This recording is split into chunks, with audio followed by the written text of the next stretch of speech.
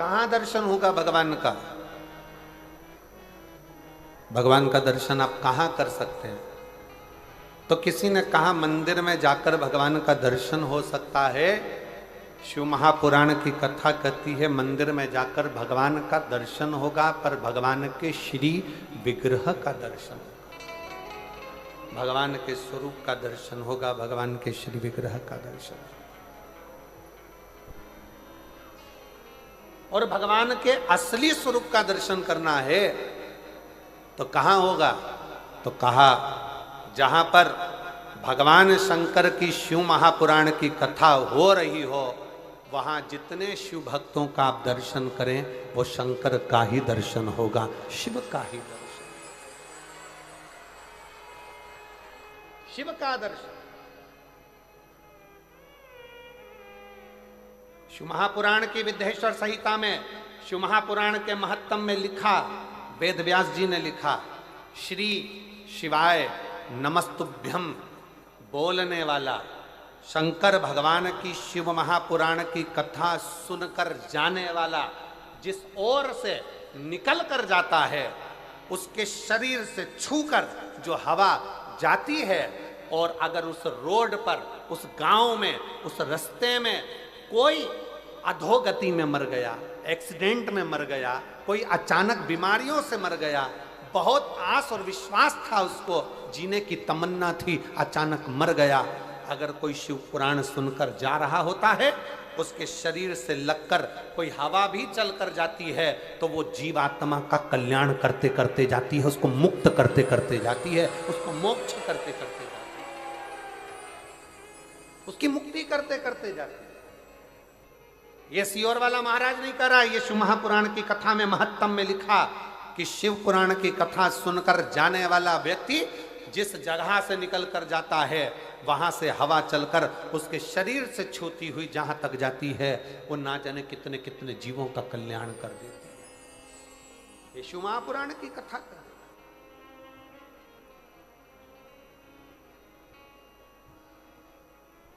अब जरा विचार करिएगा, आप भगवान शंकर की इस पवित्र कथा को श्रवण कर कर अपने अपने गांव में जाओगे, कोई अंबिकापुर से आया, कोई जसपुर से आया, कोई कुनकुरी से आया, कोई मयाली से आया, कोई आसपास के गांवों से आया, कोई राजपुर से, कोई रायपुर से, जहाँ जहाँ लोग जहाँ जहाँ से आ सकते थे, कोई झारखंड से, कोई बिहार से, जहाँ जहाँ से आप लोग आए हो, कितना कितना भाव आपके शरीर से लगी हुई ये शिव महापुराण की तरंगें, आपके शरीर से छूही ये भगवान शंकर के शिव महापुराण की माटी अपने शरीर से लगकर जब अपने गांव तक जाएगी, कितना एक भाई का पत्र देखिए,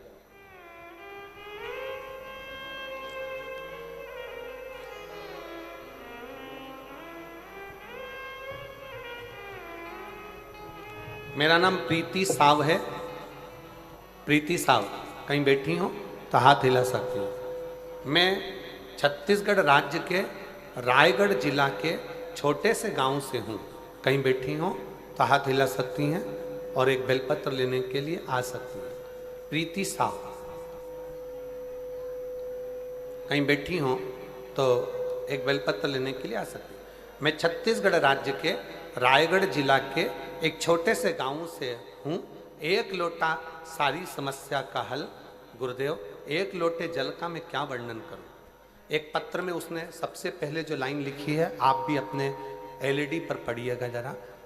इस धरती पर ऐसा कोई इंसान नहीं जिसके पास समस्या नहीं है, पर इस धरती पर ऐसी कोई समस्या नहीं जिसका समाधान शिव महापुराण में नहीं है, जिसका समाधान शिव महापुराण में नहीं है। मैं छत्तीसगढ़ के रायगढ़ जिले की एक छोटे से गांव से हूं गुरुदेव। हमारे यहाँ पर 500 600 फीट तक पानी नहीं है गुरुदेव।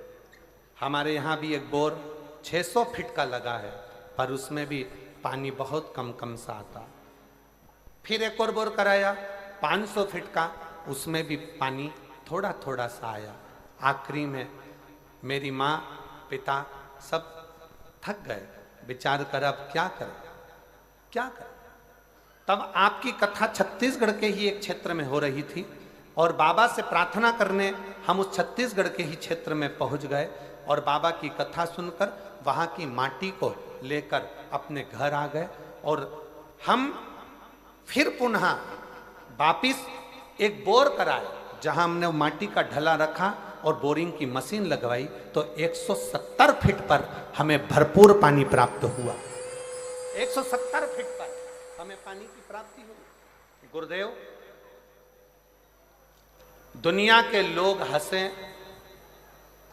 दुनिया के लोग ताना कसें, कहीं बैठी हो प्रीति साव, छत्तीसगढ़ रायगढ़ जिले के छोटे से गांव से है, अगर कहीं बैठी हो तो आ सकती हो। एक विश्वास,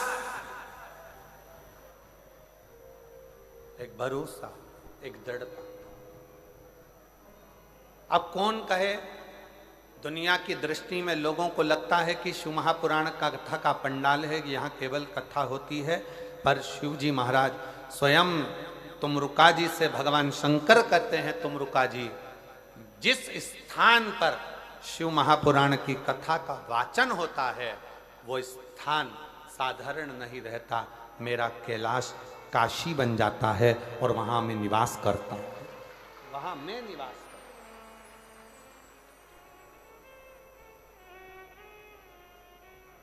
आप जो भोजन व्यवस्था संभाल रहे हैं, जो भोजन व्यवस्था में लगे हुए हैं, उनसे जाकर पूछना, लाखों शिव भक्त रोज के भोजन कर रहे हैं प्रतिदिन, कभी 50,000 भोजन कर रहे हैं, कभी 60,000 भोजन कर रहे हैं, कभी 1,00,000 लोग भोजन कर रहे हैं प्रतिदिन। इतने लोगों का भोजन बन रहा है, समिति उसको सुचारू रूप से चला रही है। जो भोजनशाला संभाल रहे हैं उनके पास जाकर पूछना, क्यों भैया भोजन भंडारे में कोई चीज़ की कमी है क्या, भोजन भंडारे में कोई चीज़ की कमी चल रही है क्या?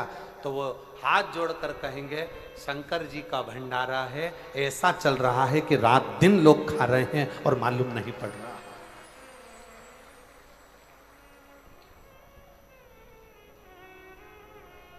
शिव महापुराण की कथा को मैं कौशल्या दीदी जी को बहुत धन्यवाद दूंगा, माननीय मुख्यमंत्री जी की धर्मपत्नी श्रीमती कौशल्या देवी सहाय जी को इस चीज के लिए धन्यवाद दूंगा कि इस शिव महापुराण की कथा का यजमान का कोई नाम कौशल्या दीदी आपने नहीं दिया। इस कथा का यजमान बनाया संपूर्ण क्षेत्रवासियों को, संपूर्ण सनातनियों को, संपूर्ण हिंदुओं को। इस कथा का यजमान पद अगर किसी को दिया तो आपने संपूर्ण क्षेत्रवासियों के, वनवासी निवासियों को, वन में रहने वालों को, आदिवासियों को, वन क्षेत्र में रहने वालों को इस कथा का मुख्य यजमान का पद दिया कि ये वनवासी, ये आदिवासी, ये निवास करने वाले संपूर्ण सनातनी इस कथा के यजमान रहेंगे। मैं आपको बहुत बहुत धन्यवाद देता हूँ इस चीज के लिए। श्री शिवाय नमस्ते। बहुत ये श्रेष्ठता है, ये सहजता है, होना चाहिए। प्रभु आपकी कृपा से सब काम हो रहा है, करते हो भोले बाबा मेरा नाम हो रहा है, करते हो भोले बाबा मेरा नाम हो रहा है, भोले आपकी कृपा से सब काम हो रहा है। मैं तो नहीं हूँ काबिल, तेरा पार कैसे पाऊँ, मैं तो नहीं हूँ काबिल, तेरा पार कैसे पाऊँ, टूटी हुई वाणी से गुणगान कैसे गाऊं, टूटी हुई वाणी से गुण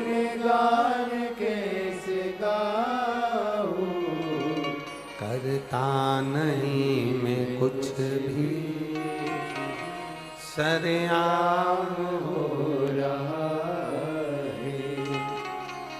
भोले आपकी कृपा से सब काम हो रहा है।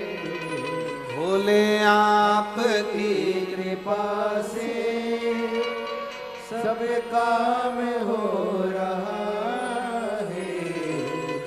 करते हो डमरू वाले मेरा नाम हो रहा है। करते हो डमरू वाले मेरा नाम हो रहा है। ये उसकी कृपा से, ये उसकी दया से।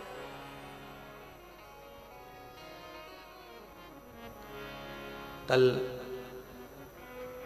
शाम को माननीय आईजी महोदय, माननीय एसडीएम महोदय, माननीय कलेक्टर महोदय, माननीय एसपी महोदय, माननीय नंदे जी, सबसे मिलना हुआ था शाम को। तो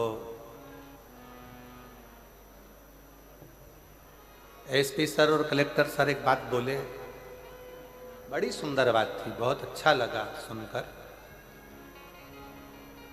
कि महाराज जी इस आदिवासी वनवासी क्षेत्र के लोगों का कोई, उन्होंने शंकर जी की बहुत भक्ति करी होगी जो ये शिव पुराण की कथा यहाँ पहुंची है। ये उनकी भक्ति का फल।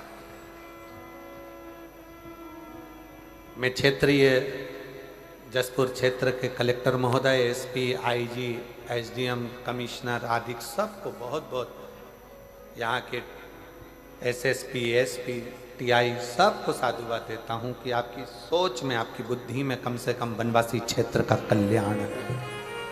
कल्याण कितना सुंदर वर्णन किया कि इनके पुण्य थे।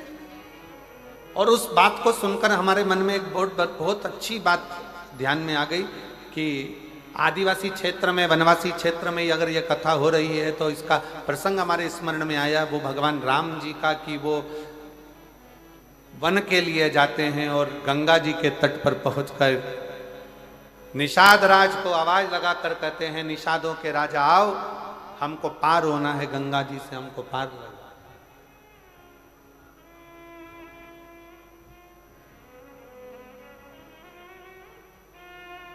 हमको पार होना, गंगा के तट से हमें पार उतारिए। तो वो कहते ना, कभी कभी भगवान को भी भक्तों से काम पड़े, जाना था गंगा पार प्रभु, केवट की नाव चढ़े।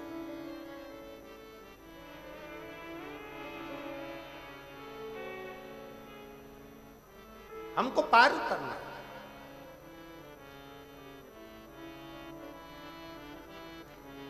नाव लाई जाए, बहुत सारे केवट अपनी अपनी नावों को लेकर आए। किसी की नाव में रतन जड़े थे, किसी की नाव चंदन की बनी थी, किसी की नाव में छाता था, किसी की नाव में छत्र लगा था, किसी की नाव में पेंटिंग हुई थी, किसी की नाव में कढ़ाई हुई थी, किसी की नाव में घड़ाई हुई थी, कोई नाव में तांबा लगा था, कोई नाव में चांदी लगी थी, कोई नाव में पीतल लगा था, कोई नाव इतनी सुंदर थी कि वो देखते रह जाओ। इतनी सारी नाव घाट पर आकर खड़ी हो गई और भगवान निषादों का राजा निषाद राज ने भगवान राम जी से कहा, प्रभु ये सारी नाव आपकी है, आप जिस नाव पर अपना हाथ रख दोगे वो नाव में आप बैठकर चले जाओगे, आपके लिए नाव का ढेर लगा दिया गया।